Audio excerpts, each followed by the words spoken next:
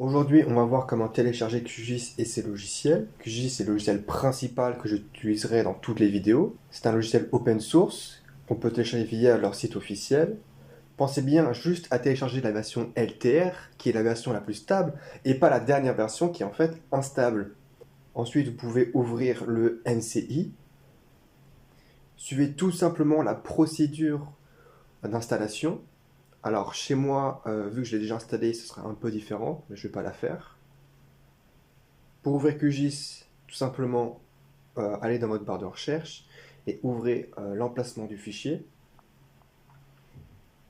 Allez dans le sous-dossier précédent et on va créer un raccourci sur l'écran pour pouvoir ouvrir QGIS un peu plus tard et de façon un peu plus pratique. Je crée un dossier où je vais mettre dedans en fait le logiciel QGIS, un peu toutes mes données. C'est en fait il faut être organisé en géomatique, c'est vraiment très important. Là, je vais copier-coller le raccourci qui allume QGIS, donc CTRL-C, CTRL-V, ou sinon copier et coller. Je n'aime vraiment pas Windows 11, c'est horrible. Ensuite, je crée le dossier data, où j'enregistrerai toutes les données que je téléchargerai via Internet de manière brute et non modifiée pour les réutiliser plus tard.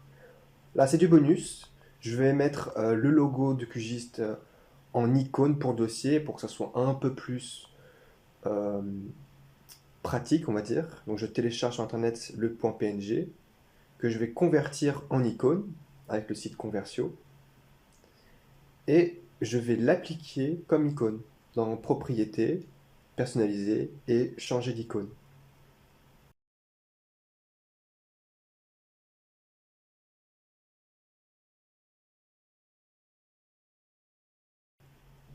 Et voilà, c'est un peu plus lisible. L'autre logiciel que j'utilise, c'est setzip, qui permet de décompresser et extraire tous les fichiers qu'on va télécharger, qui seront du coup des archives, le zip par exemple, ou le setzz, qui est spécifique à setzip. On extrait aussi via afficher d'autres options, setzip et extraire ici. Le logiciel que j'utilise, c'est capture d'écran, qui permet de prendre des captures d'écran d'une partie spécifique de l'écran qui est donc déjà implémentée dans votre système d'exploitation Windows. Il permet aussi d'avoir dans le presse-papier la zone qu'on a pris en capture d'écran et donc je peux la coller sur WhatsApp ou Paint. Je peux aussi écrire dessus et cette modification sera directement dans le presse-papier. Pour un peu plus de pratique, faites clic droit sur l'icône et attachez-le à votre barre d'état. Bien sûr, dans Paint, il est vraiment très très utile quand il y a une toute petite modification à faire sur l'image de la carte qu'on a créée.